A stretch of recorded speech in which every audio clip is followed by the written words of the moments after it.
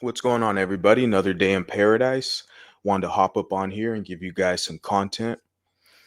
So, something I seen over on Facebook, actually, as what you're going to find out with me is I utilize all the platforms, and it's a major tool that we can find information that's relevant to us, and also content creators that are sharing similar material and also presenting new findings as well, different perspectives, different areas that they reside in. So I want to share this with you guys. This is from Biracial Awareness again. And basically, this is piggybacking off my last stream because I did have a couple posts that I wanted to share. I think I got around to two of them last stream and I kind of got sidetracked or, whatever. But there was another initial post that I wanted to talk about, and that's this one here. I saved this one and I shared it over on my Facebook page. So, guys, go ahead and check me out over on Facebook, Mulatto Vanguard. This is an interesting post that was made by Biracial Awareness. So let's check this post out. Just got to refresh the page because it was tripping. Here we go. You can see the meme here. Biracial Awareness shared it March 15th. So we can say 2 weeks ago, right? He says, "Dear white parents, stop getting mad at black people for not accepting your, in capital letters, biracial child. Why not address the white community for not accepting us? Question mark. Why pick on black folks when you are white?"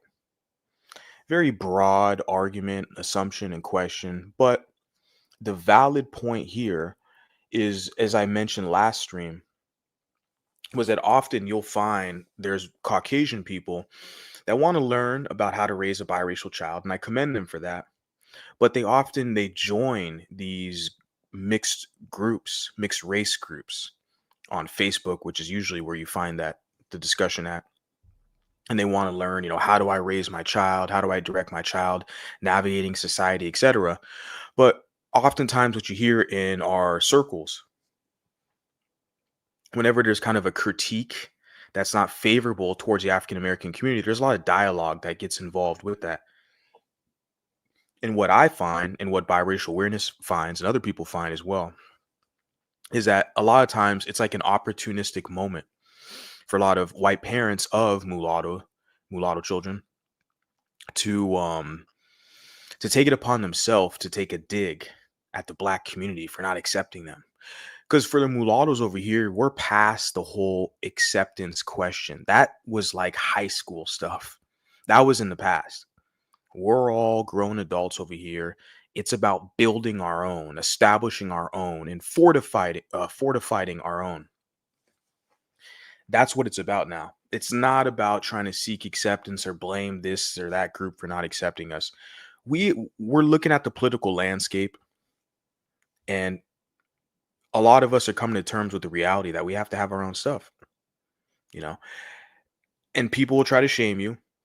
They'll tell you it's identity politics and tribalism. Those are kind of buzzwords they use, but everybody else has their own spaces and echo chambers. But when you want to start something, see, it's only with you, it's the mulatto. And the reason why we look at the legality in this nation, you were not even meant to be here. They literally had laws on the books to prevent you from existing. Think about that. When we look at the census, the data collection, they know we exist. We're all up in society, in every level, every tier and sphere in society. We're here, the mulattoes. But they've removed your category from the census. When Thurgood Marshall, civil rights kind of icon guy, he was calculated as a mulatto. You look at some of his census records. So what happened? Like at the highest levels, what happened? Because they want to neutralize you.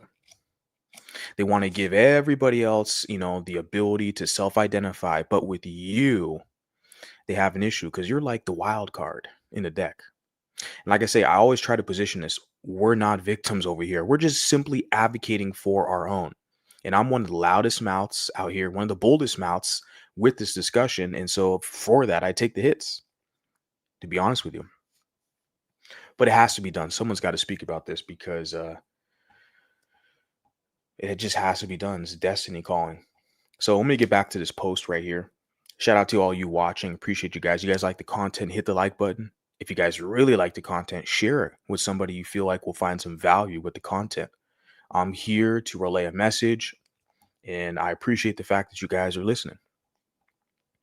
And look at this meme here. It says, "Dear white parents," I already read it. I'm going to read it again. Get into some of the comments. "Stop getting mad at black people for not accepting your biracial child. Why not address the white community for not accepting us? Why pick on black folks when you are white?" Right? Mentioning again, we're way past the discussion of acceptance, but we're highlighting the fact that in a lot of these discussions, you will find that they take it upon themselves to say, "Why aren't the black folks so accepting?" I mean, what you'll find is they'll accept you if they can use you, but it's similar with the white side. They'll accept you, but if they can kind of absorb you into their group or use you for all intents and purposes. I mentioned before, maybe not on a live stream, but a video, we see the guy Enrique Tarrio. Someone mentioned he's a Cuban mulatto. In Cuba, they got a lot of mulattoes in Cuba. And he's one of them. Enrique Tarrio, he's like a Proud Boys kind of front head. They put him as the front to be the fall guy. He's the one that served some time, right? I know Trump pardoned him, but he's like the fall guy, right? They're a little token mulatto guy, right? So yeah, they'll accept him, but he has a position or role to kind of play, right? And of course, it's subordinate, to be a subordinate, to uplift them. And of course, he takes the fall for them. But it's no different when you see these mulattoes who do it for the other side, the black side.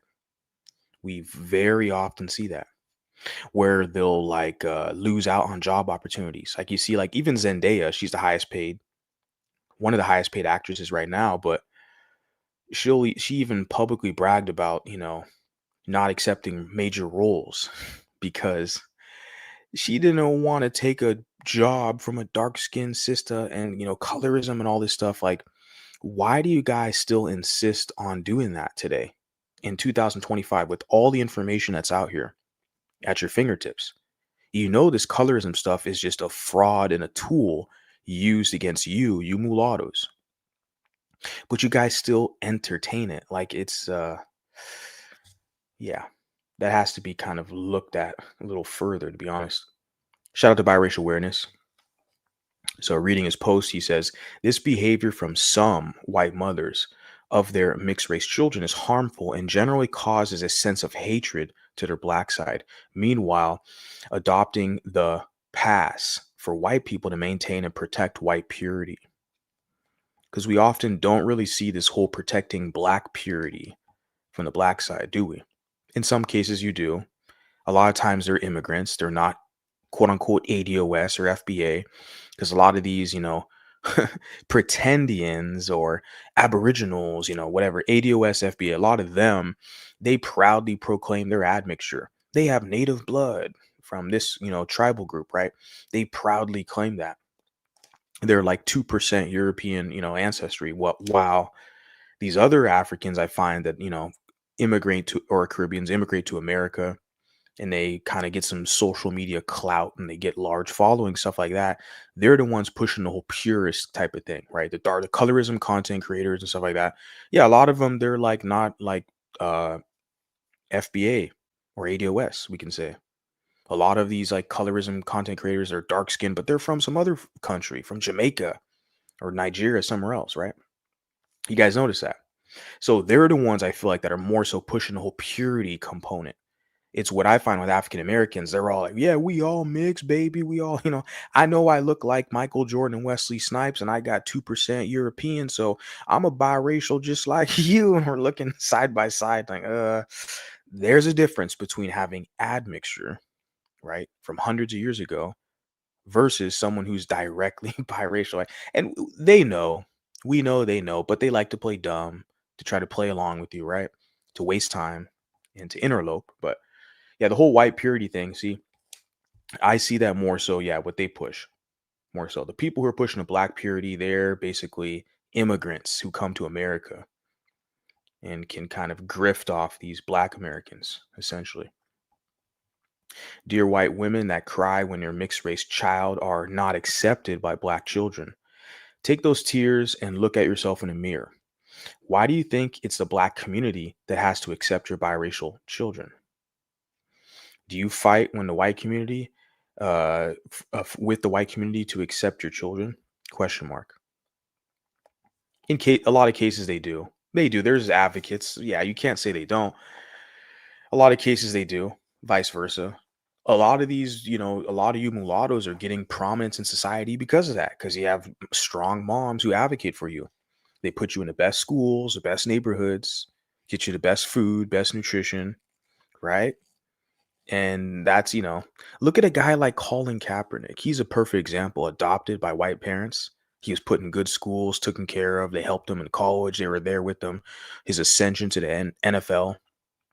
A dude was in a Super Bowl. And you see pictures of him with his adopted parents, and we're like, well, wait a second. You seem to have a pretty good life.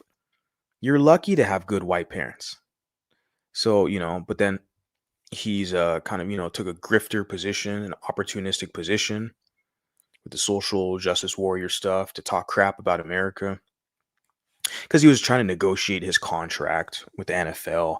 He made a whole big publicity stunt and got all these other blacks to kind of jump on the bandwagon. And, he grifted the situation. Very, you know, disrespectful and deplorable, I can say. But what I'm saying is both of his parents are like his adopted parents, whatever, like they helped him out. What the hell? So, and because see, they advocated for him. And I remember someone was saying how he was called some names or slurs in like football practice or whatever back when he was like a teenager, and his white parents kind of stood up for his white mom specifically stood up for him and fought for him and called out the other parents. They were there defending his position, his integrity, his dignity. So to make a blatant statement, I'm going to take the side of, because I have a white mom and she's been super instrumental and helpful in everything I've ever done in life. And I'm indebted and grateful for her. So I will defend good parents. I will. So, yeah, of course you don't, but we all know your children are just as white as they are black. Yeah, the mulattoes are like the fusion. And this whole black is dominant, fugazi. I mean, people still try to dance around and play with it, but they're looking really dumb. And it's only the Afrocentrics at this point who are pushing that. And when you have mulattoes and even other multiracials who challenge them, it falls on deaf ears. They just look dumb and goofy and conspiratorial. The whole Eve gene and black is dominant. Like, see, that's why they're upset with and fickle with a lot of you mulattoes and mixed people, because you push back against those black supremacist, talking points and rhetoric about the black gene being dominant. No other group is going to say that unless they're cucks, right? It's the mulattoes who can push back against that rhetoric and challenge it. And in fact, most of you guys do. You're way better than me. I kind of sit back and chill and look at some of the comments, and I see you over on TikTok and some of these other places. Like, yeah, people are pushing back. What I've seen the past couple years, it's amazing to witness. Said either your black husband, baby father, right? And there you go, baby mamas, is brainwashing you to make you believe your kids are black. Exactly. Yeah, that's far too common, sadly. Yeah, you're gonna have the black, either baby daddy or father of the child, whatever, that will pressure for the child to identify as black, especially if it's a female. If it's a mixed girl, they really want to program her to identify as black so they can pass her off when she's of age to be absorbed by the black community. So they want to basically pass off her to a black male. That's what the father's intention is. Where more so what I see with black fathers, dark skin, right? I got a dark skinned father, but they will tell their kids, for the most part, that I've noticed, that their child is biracial because they know in their heart that dark skins are going to be envious and jealous of a light skin biracial. Like, and they see like a Steph Curry, you look like Steph Curry or Jason Tatum. They know. That's why you have guys like Charleston White, who was being honest. He was saying he tells his son, don't identify with them. They're going to make you think you're one of them and they're going to trick you and try to punk you. See, and I respect him for being honest about that. And I feel like a lot of them know that. Yeah, when they have a biracial boy, biracial male children, the dark skinned father, he'll make sure his child, if you has some sense, you identify as biracial. Try to find some other mixed people to connect with. Don't identify with these dark skinned guys because look, they're gonna find. Look what they're doing to Drake. Look what they're doing to Drake. That is the macrocosm of all of this. Okay, and that's why I hate the kind of like I don't hate it, but I don't want to like utilize all the Drake material that's out there because he's not my favorite MC. I know the past few live streams I've done, I've had Drake's face on the live stream. Either I've talked about him indirectly or whatever video. I guess it could be seen as kind of clickbaity ish in a sense, but what I'm saying is it's interrelated, it's congruent. And it's because Drake represents a macrocosm of what we see with this whole biraciality or mulatto-ness conversation, how there's special criteria for the males, how they'll easily kick out Drake out of the dark skin community, right? He's too light skinned, he's raised by a white mom, and all blah blah. All the other boxes are checked. He's got the swag, he's got the style, he's very creative, everything else checks. But he has a white mom and he's light skinned, he's a male, he's biracial. So it's like mulatto, it's anti-mulatto misandry with the Drake. So it's connected. So what I'm saying is in short term is that you have a dark skinned father. They know if they know better, they're gonna tell their biracial son, identify that they're biracials. Because a lot of these dark skinned males, they're gonna be jealous and envious of you. They're gonna make it difficult for you. But see, like I'm saying, is that they have a different note. They're saying something different when it's a female, when they have a daughter. They're trying to really, encourage them. You're a black woman. Yeah, your mom is white, but look at your hair and you got brown skin. See, we're starting to see this like what they do, their philosophies they push, the agendas and narratives. Now we're communicating this. I know I'm not the most articulate. I know you guys have better stories than me. That's why I'm sharing with you, the public. This is a community. Let's share it, compare these notes.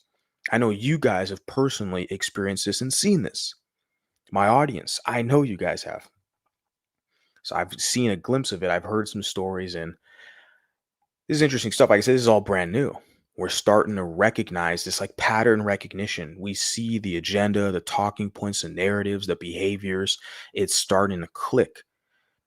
And now we can basically kind of regurgitate, articulate to see exactly what it is and find a suitable strategy to where we are beneficial in the long run. Because this is all mulatto community cohesion, development, advocacy. That's it. How do we benefit from this? You have the white purity concept inside of you where white is pure and black people have to accept everyone with a drop of black blood. No, but a lot of them are kind of the enforcers, I could say, are pushing it. We don't all have, no, because you go to Africa, it's funny, the meme here, the pictures, they're wearing like traditional West African garb and colors, right? I don't know, they could be from Ghana, I'm guessing, or Nigeria, but possibly Ghana, where it's like I've been to Ghana and very black nation. Everyone's pretty much black, 1%, less than 1% non-black. And they will one drop you into whiteness. They'll look at you, be like, "You're white. You ain't black." Like, But that's because when I experienced that, I realized, oh, because they love themselves. They have a culture. See, when you come across black people who gatekeep blackness, they actually like being black. It's you have black people who jump up in your comments like, you're still gonna be seen as black. My white massa, when the police pull you over, they gonna remind you. See, those are people who hate themselves. They don't like being black. It's very sad, but it's very evident when we analyze this. Let's continue on. A white woman on social media suggested to me that black people don't accept her child because they are mixed and black people need to accept their own. I quickly told her that mixed people are not black people's own, and she needs to address the white community for not accepting her mixed race kids and making her feel as her kids are only black. This is where having your own community is so essential. It's not up for debate. It really isn't. Like, we're already here now. It's like that song, Smells Like Teen Spirit, Nirvana. Say, here we are now, entertain us, some mulatto, right? Like, we're already here now. This isn't 1990, like in 2025. So we just got to do the work. It's not going to be easy, very difficult, but it has to be done because you're trying to play this kind of like toss game between black and white or this community, that community. Just you got to do your own stuff. And a lot of you guys, the smart ones that I see out here, you're already doing it. You're actively seeking out information, cohesion. You're actively doing the steps. And even if you're over here, I mean, if you're over here, you're listening to me, you're over in my corner of, social media, whatever, you're already doing like the work, basically. You found me for a reason, right? So congrats to you. And I'm just one guy. I never claimed to be special. I'm not your leader. Okay. I don't consider people followers. I say supporters. People appreciate the message. They support it. It resonates with them. That's it. But each individually, all of you guys, like we all have a part to do. I guess I'm a calling. I can say that just as a messenger, as a guy, with the internet connection and a microphone and the YouTube account. That's it. But we all have something that we can contribute to the greater collective. So yeah, she didn't get the response she thought I was going to provide. She thought I was going to coddle her, bash black people, and talk about colorism. Like, I guess you could say the reverse colorism, right? It's like, oh, they pick on my mixed child because they're light skinned. But it's like, what the hell? You know that there's white people who will pick on your mixed child because they're brown skin, but they're cool with the dark skin. You see, because I see that all the time. Because they know that like dark skinned people are going to be more acquiescent to Caucasians versus mulattoes. We're like, hey, we got a white parent. We grew up with you people. Like we grew up, we know you people. And that's why a lot of them fear you because they know we know them. We've studied them. They're our parents.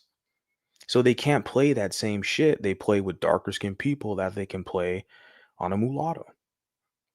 I think that's where kind of the challenges come in, the disconnect, so to speak, right? Things get a little hairy in that aspect. The race, the competitive nature kind of kicks in because they realize, well, I've already studied you as well.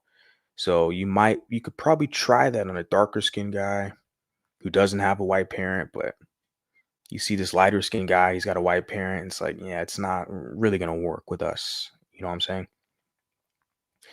But instead, I reversed the whole argument and illustrated that she, as a white woman, should be arguing with white people for not accepting her child since she is white. She doesn't have the authority to insert her whiteness by the way of herself and her mixed child in the black community, getting mad at them for not being accepting.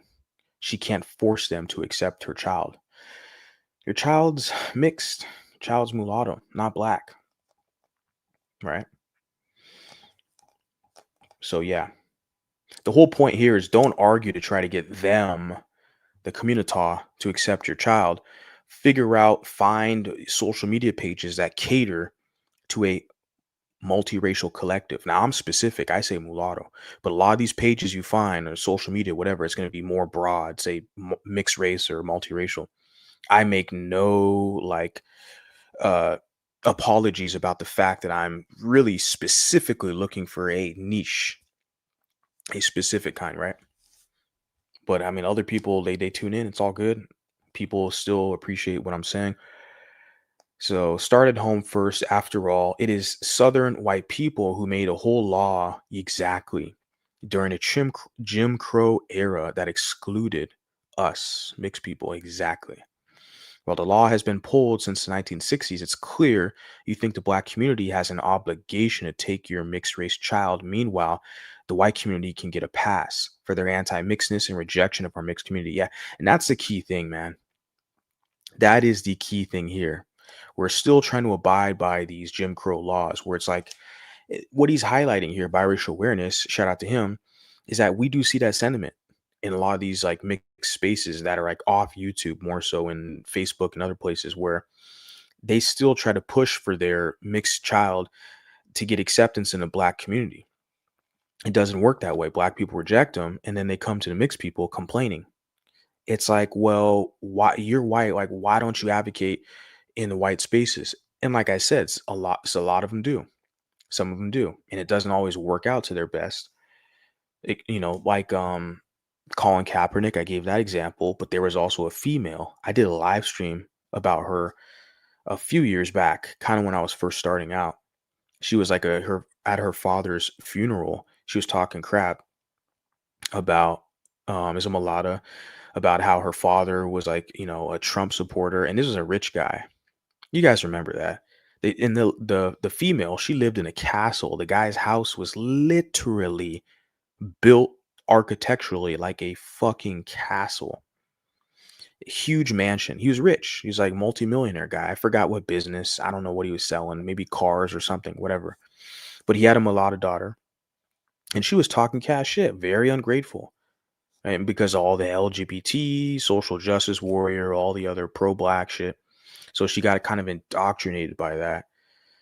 And it's sad because it's like, well, your father, multi-million dollar, you live in a castle, you're super privileged mulatto, college paid for, everything's paid for. Your father's money, this white man's money, but you like spit on his grave. And there's mulattoes who do that. Like I said, Colin Kaepernick, and then that individual, the female I just mentioned. And it's like, damn, it's just such a slap in the face to white parents. And a lot of them, they're rethinking their position. Why the hell should I advocate for you? you know, Sometimes I think that it's like it's so ungrateful. You advocate for them, you do your best to support them, and then they throw you under the bus. But see, as a mulatto, we should understand how that feels because a lot of you have been so pro-black. You sympathize with them. You're like you feel sorry for them. You pity them and all this stuff. And then they spit on you. Look at Drake. He's helped them out. He's given them all this money, millions of dollars, supporting darker skinned people his whole fucking career. And then they're going to turn around and be like, he's a grifter. He was just trying to make money off of us and use us for clout and all this. They'll flip it like that. But I actually think like he connected with a lot of these people, helped them out. He put on all these dark skinned rappers. Did he put on a bunch of mulatto rappers? I know he helped put on The Weeknd. I don't know what the hell he is. He's a Canadian guy. The Weeknd. He's like an R&B guy, but like he's cool with J. Cole. But most of the people he helped put on, from what I see, are like darker skinned guys. All his collaborations, darker skinned rappers. So he's helped them out and shit. ASAP Rocky, Kendrick Lamar, and who else? You guys know, there's a bunch. So he helped them all out, and then look at the thanks he gets. They all fucking turned on him, man. Rick Ross, dark skinned Rick Ross, turned on him. We're like, what the hell? So you advocate for them, you help them out, you stick your neck out for them, and they fucking spit on you, right? So you mulattoes, you know how that feels more than anybody. But then the sad part is a lot of you guys, you turn around and do it to your white parent, right? And this is the unfortunate reality that we have to get out of. We have to get out of that mindset that's the ungrateful mindset. Be thankful, like the glass half full analogy. Be thankful for what we have. Get out of this selfish mindset, an ungrateful mindset more so. Yeah. So got some commenters here. Check out a couple of these comments, and I'll of course get into your guys' comments because I appreciate you guys tuning in, and your commentary is always what makes this essential. I think it's the men, as put A, maybe at times. It's a lot of these people all say the same exact thing. They talk about job applications, what you should what you should mark right on paper. The police, how people will see you, will walk down the street, etc. It's like they all the same exact. I don't. The syntax is crazy here. I don't. Julie Pearl. I really think the fathers are the ones to blame for a lot of it. They brainwash these women and they talk this nonsense to them that their baby will just be black. If they wanted a black baby, they should have married a black woman. Yeah. So I don't know Julie Pearl, but she's mentioning that these black males will get with a white woman, and they'll have a mixed child. Like I said, especially if the child is female. If they have a baby girl, then they're really going to try to tell their white partner that's a black female, right? They'll try to brainwash the mulatto into believing they're black. You've got a white mom. And I see some of these mulattas where they call themselves black biracials. And I'm like, bro, you got a white mom. You're not a black biracial. You are biracial. You are a mulatta. But I'm just one guy saying it. I know a lot of you agree with me, but it's like, the thing is that brainwashing, that conditioning has been going on for so long. It's like, how can you reprogram it? And even, do you want to reprogram it? Is it even worth it? I don't think so. What's the point? If you identify as black, have fun. But it's funny, I always see this thing where they kind of like they always turn around and come right back into this discussion because they feel like they know they belong over here. They know they belong here, but it's just their programming is so deeply embedded. Their mental circuitry is so hardwired to be Afrocentric and pro-black to where they don't see another reality. It's on us as a collective to let people know, well, you have a mulatto option. Just it's on you to embrace it. That's it. Let's check out some other comments we got here.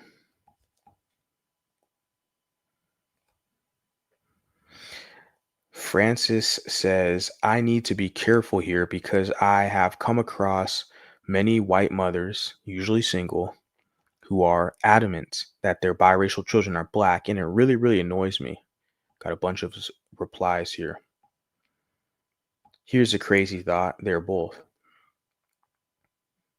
Yeah, they're mulatto. Are they both or are they neither? There's something new. And he puts here, it's also very sad because this will impact the child's development in a negative way. Very true. I raised 4 beautiful biracial children with my black wife. So it's a white father, black wife who's in a biracial space. He says, with my wife, and we worked hard to help them appreciate and accept both sides of their identity. It's incorrectly assumed that black kids will automatically accept biracial children. Not so. Yeah. Because it's funny because they claim we're so accepting. We accept everybody. We're the best loving people of God, and the white man's evil. And that's the narrative they push, right?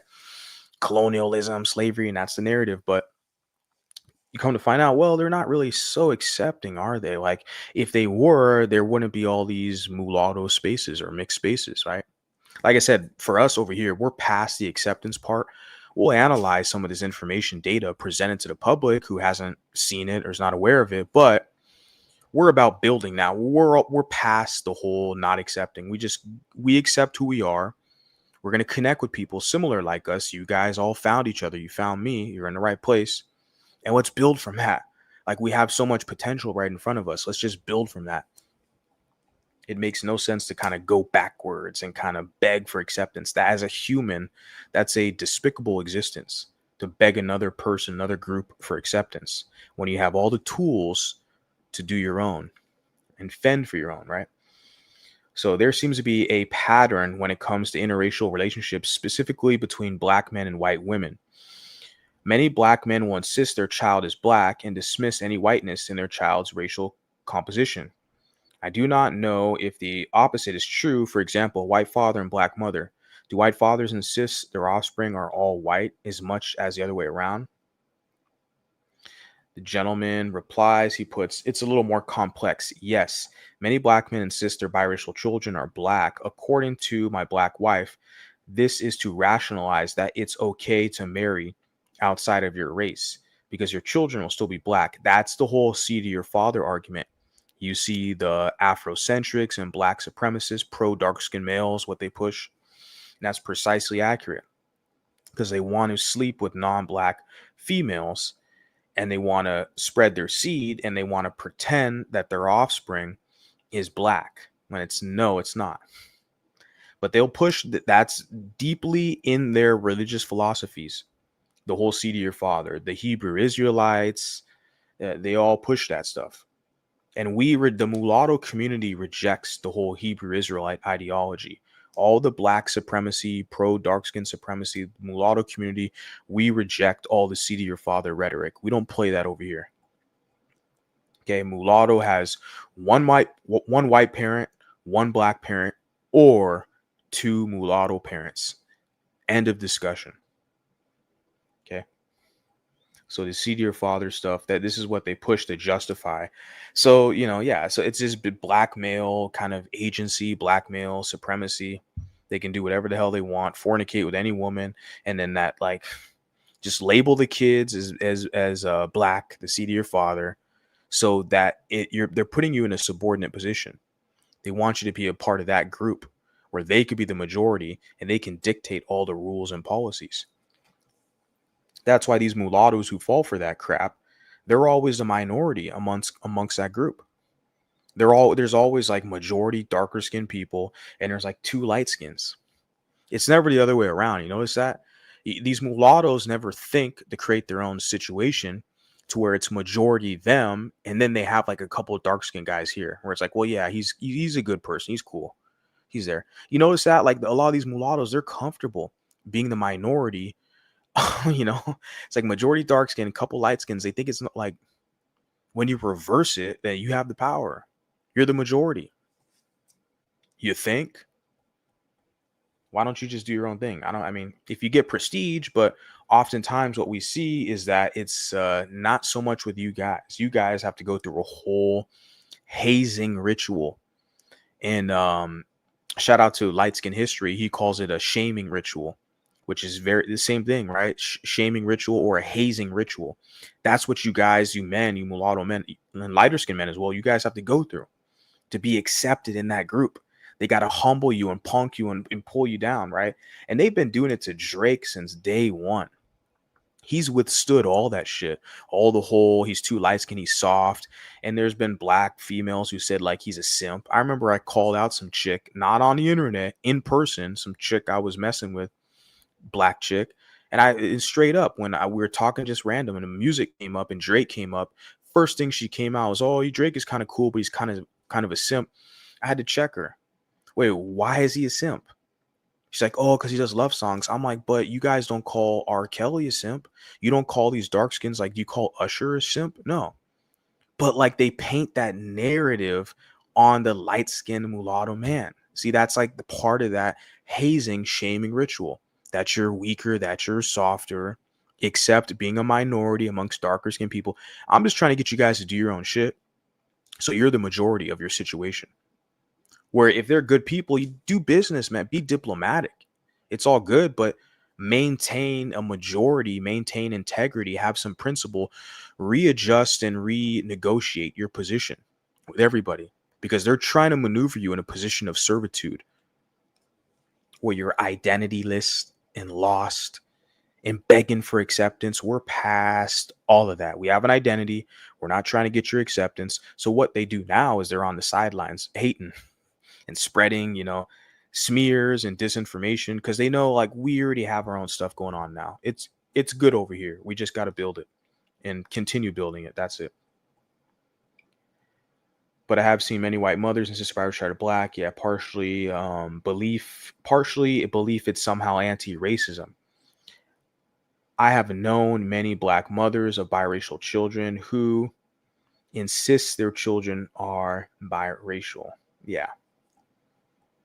Interesting. I'm going to share that post with you guys in the description. You guys have access to it, or you will once this stream is done. But yeah, want to give a shout out to biracial awareness because I had that backlogged. I didn't get to cover it on my other stream, so I wanted to cover it now. Very interesting perspective. Like I said, I give credit, and I can say, firstly, shout out to you, Rex Jones. I can say as well, like for me, like with my background and my mom, like I have a white mom, white American mom, and growing up, she's always been instilled images of like black people around the house. So even like I would see my father and my father's family on the weekend during visitation. My family separated very early on when I was very young, but I was still very much connected with my black side, African American side growing up throughout my whole childhood. I think that's why like I feel blessed and special to be a 90s kid. And rest in peace to Val Kilmer. He just passed away a couple days ago, I think April 1st. And he was part of that as far as like with the movies, entertainment, motion picture, because I'm a Batman fan. And Batman Forever was the first Batman movie I saw in theaters as a child. I saw the Michael Keaton Batman like on VHS at home, but going to a movie theater at my early age, it was Val Kilmer who played Batman and Batman Forever. So rest in peace to him. What I'm saying is I'm a 90s kid.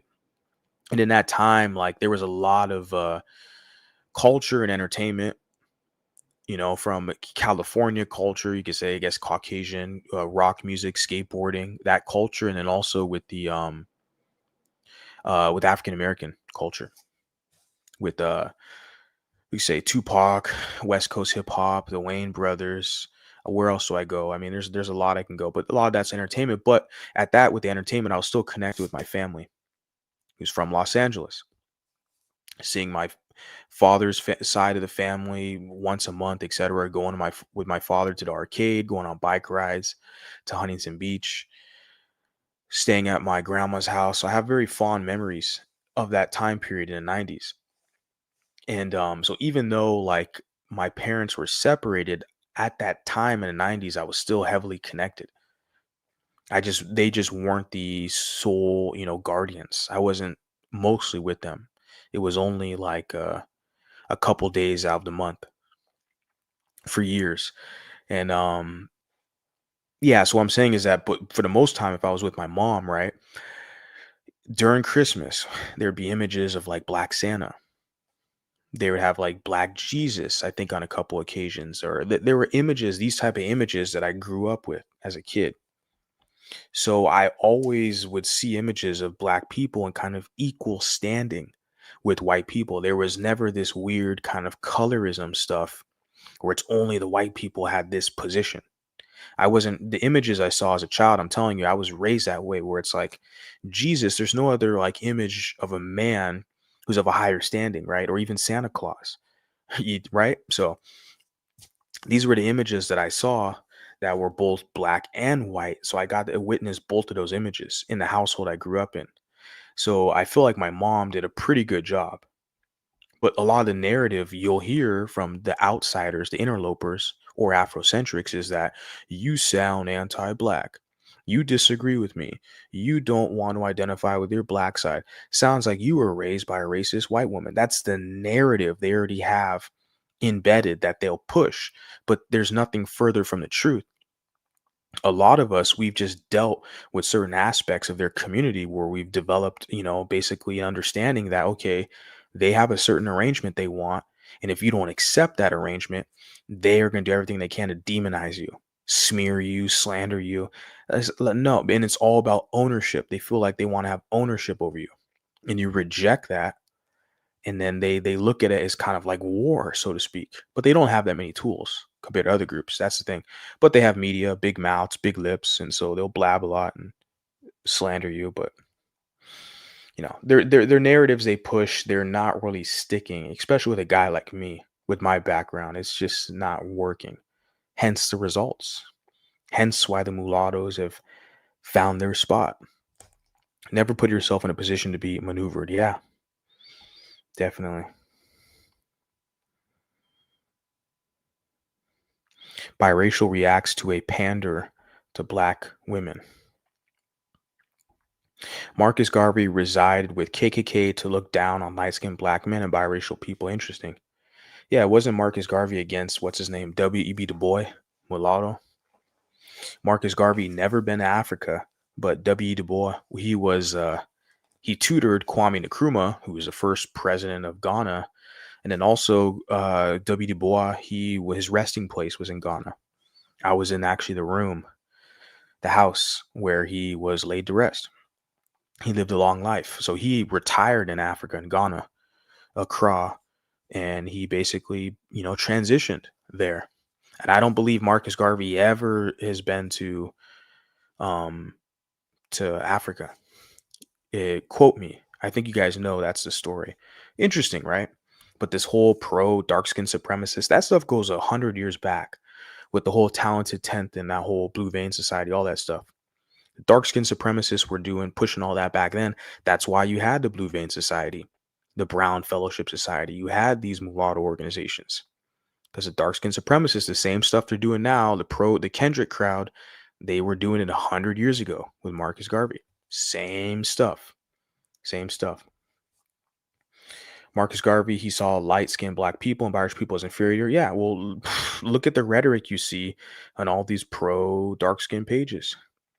They make all these light skin jokes. You make a dark skin joke, they cry and complain. Shout out to light skin history. I saw he put like a dark skin kind of meme joke, and it was not even like that bad at all. It wasn't even bad at all. And of course, you have a light skinned guy who listens to my stuff too. But I saw he put a comment, "Hey man, you better than this. Take this down.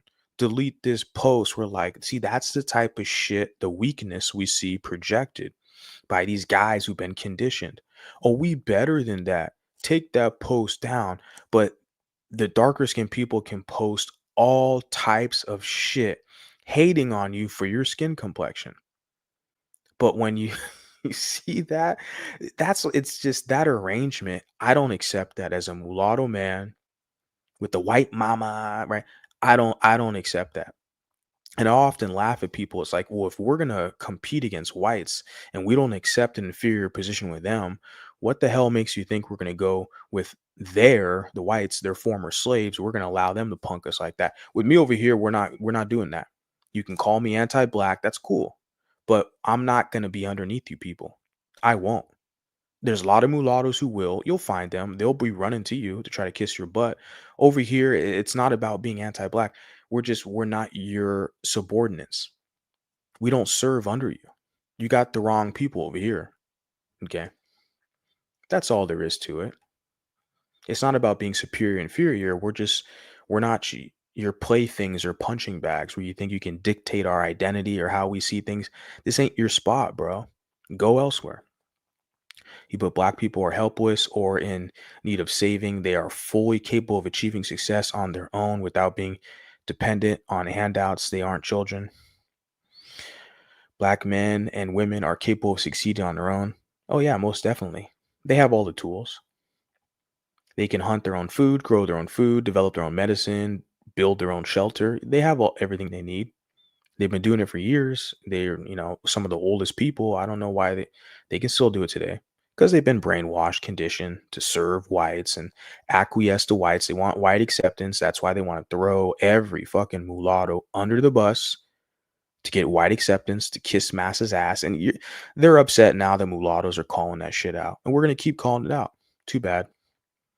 We see the cowardice in you and it's very pitiful. That's why we got a lot of us, we're doing our own shit. Where I'm not going to be clicked up with cowards and shit like that. Not me. Sorry. I don't understand why Enrique Tarrio is doing for white supremacists and he has black ancestry and he's clearly not white. Yeah, you look at him, looks like a mulatto. He has that aesthetic mulatto, right? But he, like I pointed out, he's doing what a lot of mulattoes do for black people. You look at Phil Valentine. He's in the Afrocentric spaces. The dude looks more white. Look at what's his name? Dr. Claude Anderson. The dude looks like he's about 85% European. He's a quadroon. I don't know what he pretty mulatto. He's a multi-generational mulatto, but like he looks just as white as he does black. Dr. Claude Anderson. I'm looking at him, but it's like, but he's so pro-black. So it's the same thing. Like if we look at it as being goofy with Enrique Tarrio, which it is, this Proud Boy shit, very goofy. But we got to look at these Afrocentric mulattoes in the same light. Like, how are you the lightest skinned person in the room, but you're caping so hard for the Kunita? And you guys, they know they have to cape extra hard in order to fit in order to be accepted. Because everyone else is looking around them. They know it's a interesting situation. So they got to cape extra hard, man. Like, it's crazy. I don't watch football, but I remember when the whole Kaepernick debacle went down. One coworker was talking about it, looked at me and explained, but he's barely black. Yeah, I know. He's barely is. It's crazy. White people don't see us as the same. They don't. They don't. And, people fool themselves and trick themselves and lie, but, you know, I send you a video in your email of this pro-black man talking about biracial children with white fathers versus black fathers. I wonder what your thoughts on it. Yeah, I think I seen you send a video about that.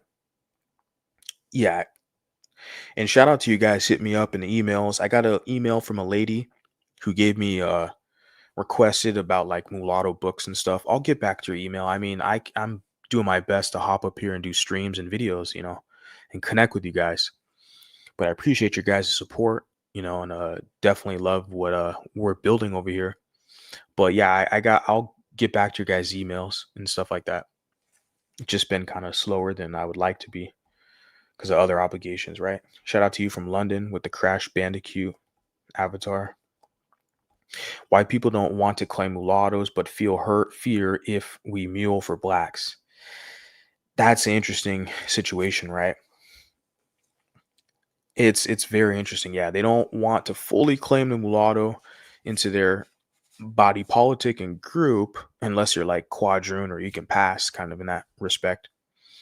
But once they see the mulatto like a Kaepernick, and that's what a lot of these mulattoes they turn to be pro-black because they felt rejection from white side, from their own parent.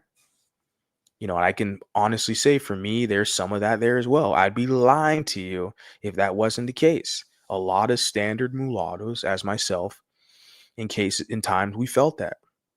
It wasn't so much as rejection, like they just rejected it. It wasn't the same kind of venom and animosity that I would see from black people, but it was more so that there's layers and gates up in their culture and their community.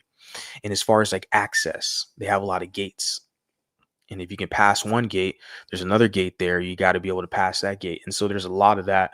It's hard to explain. I'm not a sociologist, but there's a lot that goes into it. They fortify their group, their identity way better than any other group, for sure. That's how they can maintain a lot of power based off that. But yeah, they do take it to heart when they see this mulatto who capes for black people, but it's like, well, you kind of help them do that by trying to preserve white purity. But that someone mentioned in one of my comments where it's like the one drop rule, it's only for those who have African descent, right? They're not pushing that on mestizos. And I mentioned that. And he had some white guy, who's gonna listen to this. He listens to all my stuff, but he was saying like, oh, I don't see I dabbled in white nationalism. I'm not me. I'm just quoting this other guy who put a comment, and he was saying that it's like he's never seen them try to claim mestizos or all this like, you can play dumb, you're talking to the wrong crowd over here, bro. We've seen enough of this stuff. Where yeah, you guys have literally got Mexicans and Italians and everything else in your clique that are pro Nordic and pro Thule society, pro Nazi, Anglo Saxon, all that stuff. You guys, you want the numbers. We get it. But they don't use the one drop rule is not for them. It's not for people who have what do you call like mestizo indigenous background, because even the same guy who put that comment, he's saying, well, what's that cat's name, the white guy I just did a video, Nick Fuentes. The same guy was saying, well, Nick Fuentes is basically a white guy with 25% non-white, and see, that's the shit they pull. See, but that's what it is. They don't use the one drop rule against mestizos or people who have Asian or any other background, Arabic background. No, that one drop rule is specifically for those who have some type of African blood, African descent of some kind. So that's where you have to examine the dynamic, the sociological dynamic. You have to examine that. It's specifically for those who have African genes and DNA and heritage. The one drop rule. I kind of went on a tangent there, but I think I'm going to go more deeper into that in the future, make another video or something about that, because I'm going to timestamp this. We're already at 59 minutes into this because there's a lot that could be said about that, because they try to play dumb with this one drop rule shit. But nah, that one drop rule is specifically to try to get mulattoes to not have to reap the benefits of whiteness. So yeah, there's a lot of barriers and gates they put up. Just letting you know that we know black kids who break stereotypes get clowned by their own. Funny how the same folks who hate being boxed in are the first to shame anyone who steps out of it. It's interesting. The black community isn't really that accepting and loving, and I've peeped it since I was in sixth grade. Yeah, they're not. I mean, but there's good people of every community, every group. That's the whole thing. Like they're not any special than anybody else. That's the thing. A lot of times they'll paint themselves as being morally righteous and that they're victims and white people are bad or this group is bad or that group is colorist and that group is anti-black. But it's like, well, you're just as bad as them. Like you do the same shit. You're just as colorist as them. You're just as anti-mixed as them. So, so it's just people. It doesn't, depending on what group you deal with, they're just people. My whole goal is try to get mulattoes to realize they're their own people. And your best bet and best option for sanity and security in this world is to link up, connect, and build a network and cohesion with other mulattoes. That's my mission statement. It's not that we're better, but you got to come to that consciousness, that level, understand that you're your own group. And I get it, your parents, your family, you love them. I love my parents too. I love my family too. But the big but, mulattoes were still our own group. And we have to come to that reality and build upon that. Marcus Garvey never been to Africa. Yeah, that's what I heard too. I heard the same thing.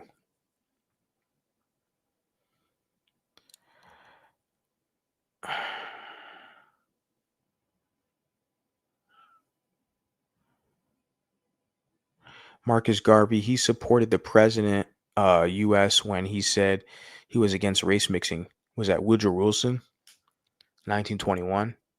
Well, Marcus Garvey is a dark-skinned black supremacist. That's why Umar Johnson loves him so much. And he's Christian, right? He's a Christian.